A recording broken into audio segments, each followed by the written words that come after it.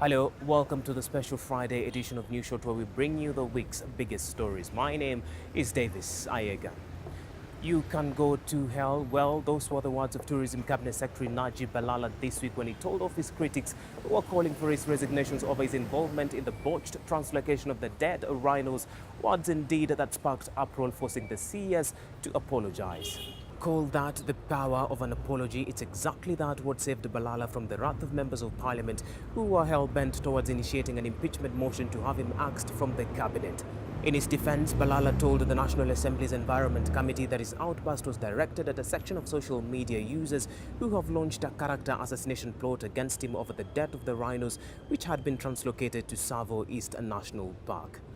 Moving on, the wrangles within the education docket continued to intensify this week, with various key education stakeholders reading from a different script on what is to blame for the cause of the wave of school unrest in the country. Education Cabinet Secretary Amina Mohammed, when she appeared before the National Assembly Education Committee, blamed the surge in school unrest to strain on school hours and asked heads of schools to adhere to the 8 a.m. 5 p.m. program as outlined in the ministry's policy. Kenya National Union of Teachers, on the other hand, has maintained that the delocalization policy is explicitly to blame for the insanity witnessed in close to 100 schools. In a rebuttal, the Teachers Service Commission insists that the transfer of teachers is insignificant, and in fact, she says students and teachers are now embracing the policy. To matters politics now, critics of the Deputy President William Ruto suffered a major blow after their attempts to block his 2022 presidential bid were shot down on the floor of the National Assembly by Speaker Justin Muturi.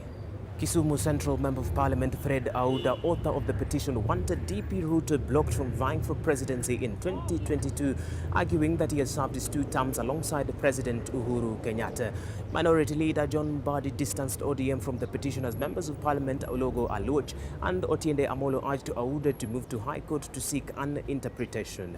And finally, this week also in the world of politics, Wiper Democratic Movement leader Kalonzo Musyoka held talks with Bungoma Senator Moses Wetangula in a bid to stem the impending fallout between ODM and Ford Kenya.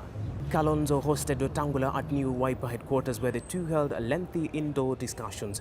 While addressing a mediation conference last week, the Wiper leader had assured he will undertake a mediation role to bring together opposition leader Raila Odinga and Wetangula in an effort to avert a looming split of the coalition.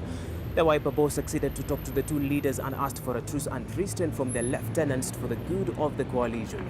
For these and other stories, subscribe to our news YouTube channel at Capital FM News. Do have yourself a blissful weekend ahead. My name is Davis Ayega. Thank you for watching.